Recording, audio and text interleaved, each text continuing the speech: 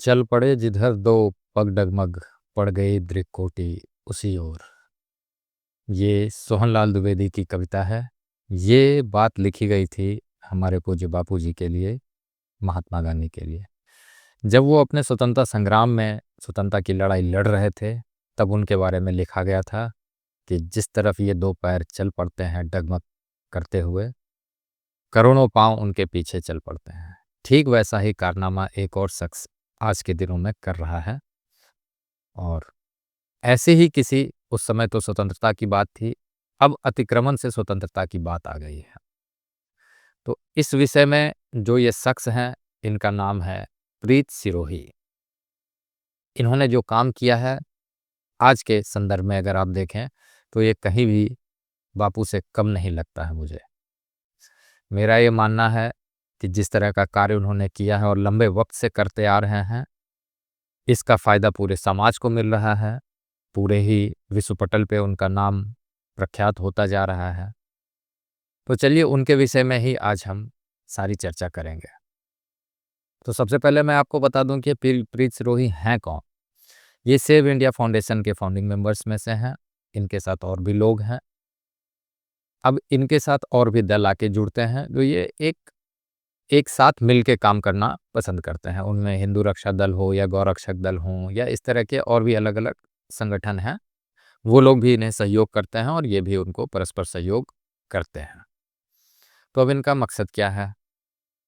इन्होंने सबसे पहले ये भांपा कि इस प्रदेश दिल्ली में अतिक्रमण बहुत ज़्यादा ही बढ़ता जा रहा है। इन्होंने इस संदर्भ में जांचबीन अपने अपने तरीके से जांचबीन चालू की, सारी चीज़ों को जांचा परखा।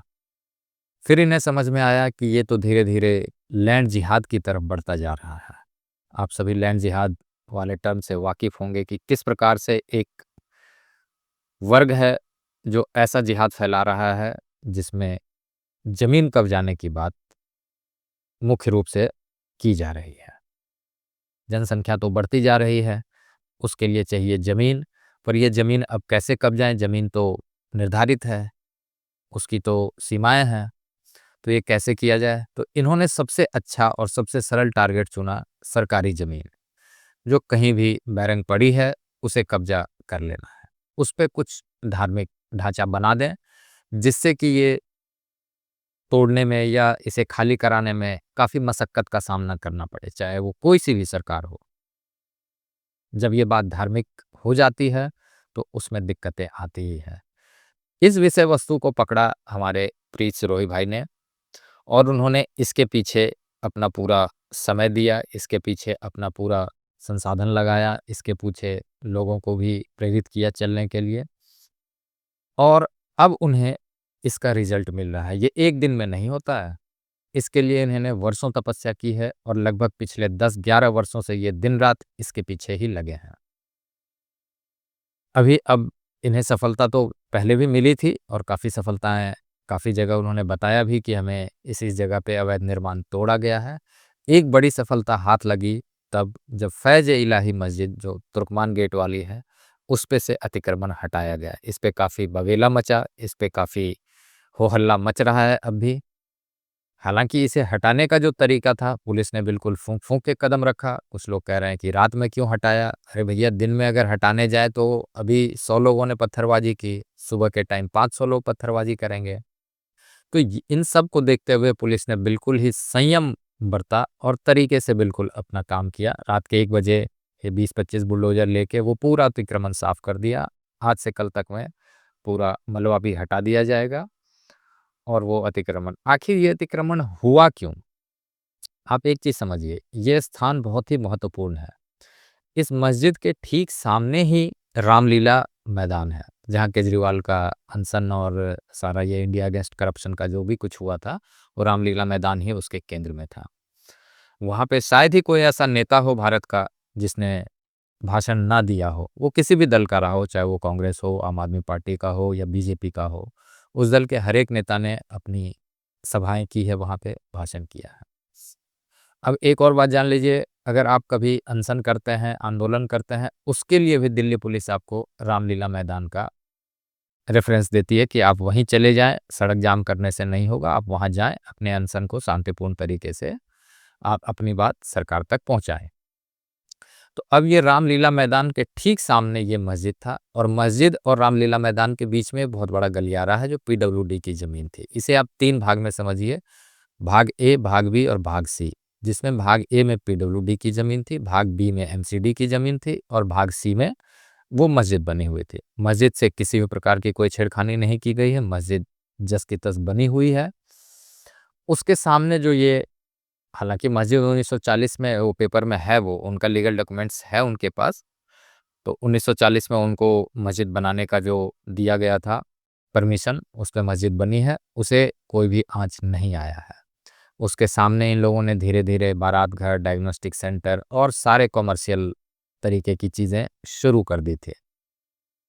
अब इसका पैसा वो बटोरते थे और चीज़ें चलती थी। लाखों लाख रुपए में बारात घर बुक किए जाते थे और सारी चीज़ें अनवरत रूप से चाली थी। अब इस पे ये इतने दिनों से सरकार सोई हुई क्यों थी? आप सभी को ज्ञात होगा कि 2013-14 में जब ये मनमोहन सरकार थी, तो इन्होंने अपनी 123 प्रॉपर्टी वक्फ को ट्रांसफ़र कर दी थी। वक्फ बोर्ड वही बोर्ड है जिसके अगेंस्ट अभी बिल आया है, और अब उन्हें अपनी संपत्ति का ब्यौरा सरकार को देना है, उसके कागजात सरकार को दिखाने पड़ेंगे। लेकिन पहले ऐसा नहीं था। वक्फ बोर्ड एक तरह से ऐसा था कि उसने जिस संपत्ति पे हाथ रख दिया, वो संपत्ति उनकी हो जाती थी, और सिर्फ़ उनका कहना भर ही संविधान था कि अगर उन्होंने कह दिया ये संपत्ति हमारी है, तो अब वो उनकी हो जाया करती थी। अब आपको साबित करना है कि वो उनकी संपत्ति क्यों नहीं है। इस तरीके का फ़ायदा उठा के, इस प्रावधान का फ़ायदा उठा के सड़क, नली, नाले, सर्विस रोड, पार्क, हर तरह की चीज़ों पे कब्ज़ा कर लिया गया। पार्कों पे तो आप सोचिए कि जहाँ बच्चों को खेलने के लिए पार्क बनाए गए थे, वहाँ पे अवैध मस्जिदें, मदरसे, ऐसे ढांचे बनाए गए हैं। कहीं-कहीं पे तो मज़ार बना दिए गए, दरगाह बना दिए गए हैं। तो अतिक्रमण का ये हाल है। मैं ये नहीं कह रहा कि अतिक्रमण एक पक्षीय है। कहीं-कहीं पे मंदिरों ने भी अतिक्रमण किया हुआ है। लेकिन उनके साथ क्या है कि अगर आप उसे हटाना चाहें, आप बात करें, आप हटा सकते हैं। उस पे कोई व्यावसायिक काम नहीं किया जाता है। उस पे कोई पत्थरबाजी नहीं की जाती है। अगर है अतिक्रमण है, आप हटाना चाहें, और हज़ारों अतिक्रमण डेली हट रहे हैं दिल्ली में। अगर आप पूरा न्यूज़ फ़ॉलो करेंगे, तो आप देखेंगे दिल्ली में जब से रेखा गुप्ता जी की सरकार आई है, उन्होंने अतिक्रमण पे काफ़ी अच्छा काम किया है। उन्होंने काफ़ी झुग्गी-झोपड़ी और अवैध जितने भी थे, उन सबको हटाया है। तो मेरा ये कहना है कि आप जब अतिक्रमण करते हो, करने के बाद फिर व्यावसायिक करते हो, धार्मिक ढांचे बनाते हो और फिर पत्थरबाजी भी करते हो। दिल्ली पुलिस के 5 जवान अभी भी घायल हैं। वो तो सरकार का काम कर रहे थे, और गलत तो कुछ था नहीं उसमें, फिर भी आपने पत्थरबाजी की। तो ये बाज आने वालों में से नहीं है, ये समझने को भी तैयार नहीं होते हैं। जबकि वहाँ रहने वाले स्थानीय निवासी को अवगत करा दिया गया था कि मस्जिद को कुछ भी नहीं होना है, उसके सामने जो अतिक्रमण है वो हटेगा, और इसके लिए उन्हें पूर्व सूचना दे दी गई थी। उसके बावजूद ऐसी हरकतें होती हैं। सरकार क्या करे? अब एक बात आप समझिए कि सरकार का इसमें दोष कहाँ है? सरकारें तो बदलती रहती हैं। जब ये 10 साल केजरीवाल की सरकार थी, तो इन्होंने तो मनमाना तरीके से दिया हुआ था, आप चाहे जो कब्ज़ा कर सकते हैं वो कब्ज़ा करें। सरकार बदली, नई सरकार आई, उन्होंने इन चीज़ों पे थोड़ा-सा अपना कठोर कदम उठाया, तो अब ये सब बातें निकल के आनी शुरू हुई हैं, इस पे कार्रवाई भी शुरू हुई है। हालाँकि पूर्व में भी बीजेपी की सरकार रही, फिर कांग्रेस की सरकार रही है, आम आदमी पार्टी की सरकार रही है। मैं किसी एक सरकार पे दोष नहीं देता। लेकिन आप एक बात को समझिए, सरकार तो बदल जाती है, पर अधिकारी वही हैं, और सारा खेल इधर ही होता है। अब ये आप सोचिए कि जिस मस्जिद की मैं बात कर रहा हूँ अभी, उस मस्जिद के ठीक सामने रामलीला मैदान है, और उसके बाएँ साइड अगर आप देखेंगे, तो एक बड़ी इमारत है।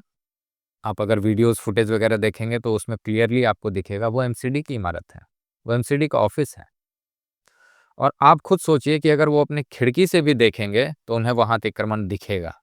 लेकिन ये इनके नाक के नीचे कैसे बना दिया गया?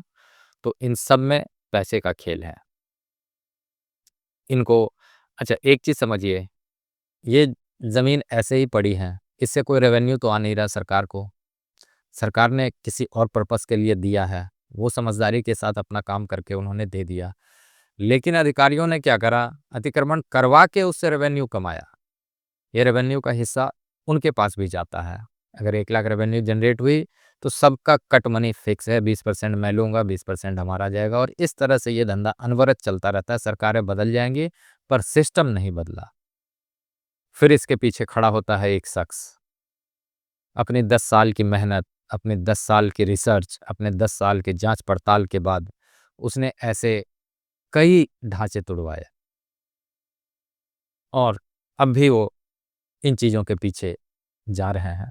आखिर ये कृष्ण की, राम की भूमि, जिस पे हमारे पूर्वजों ने अपना खून पसीना बहाया है, उस पे कोई कब्जा करके बैठ गया है। तो एक शख्स अलख लेके उठता है और पूरी भीड़, पूरी जनता उसके पीछे खड़ी हो जाती है। ये अकेले का काम नहीं है, उनके पीछे भी लोग हैं जो अन्य अलग अलग प्रकार से उन्हें संसाधन मुहैया करा रहे हैं, सारी चीज़ें कर रहे हैं, और वो शख्स अकेला लड़ता जा रहा है। मैं अगर आपको बता दूं, दिल्ली के मैं चंद जगहों के नाम बताता हूं, यहाँ पे ऐसी ऐसी कंडीशंस हैं कि स्कूलों में 4-4 मस्जिदें बना दी गई हैं। जहाँ गर्ल्स स्कूल, एमसीडी के स्कूल हैं, उनके प्रिंसिपल ने इतनी बार लिखा है, कोई कार्रवाई नहीं होती, कोई करने को तैयार ही नहीं है। इसके पीछे एक ही मकसद है, सिर्फ और सिर्फ पैसा कमाना। जो भी वहाँ बैठता है वो पैसे के ऊपर बिकता है, उसे चंद पैसे मिलते हैं और वो चुपचाप फाइलों पे बैठ जाता है। यही हाल अधिकारियों का ही है। एक दूसरा पक्ष भी है, डीडीए। उसने भी कम पैसे पे, हर अधिकारी, आप डीडीए ऑफिस ऐसे ही चले जाएं, किसी चीज़ की शिकायत लेकर चले जाएं, कोई बात करने को तैयार नहीं होगा आपसे।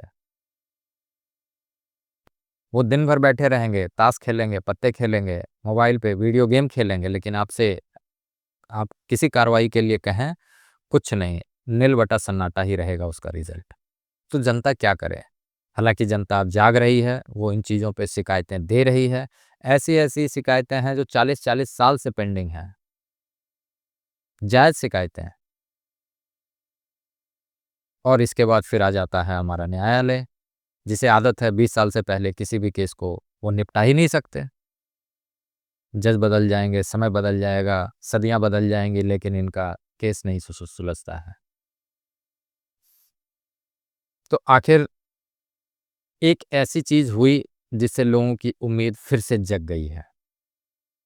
ये जो फैज़ इलाही मस्जिद के सामने अतिक्रमण था, इसे जिस प्रकार से हटाया गया, अब लोग जागरूक हो रहे हैं, उन्हें ये लग रहा है कि हमारी सुनवाई होगी। मैं दिल्ली के कुछ नाम आपको बताता हूँ।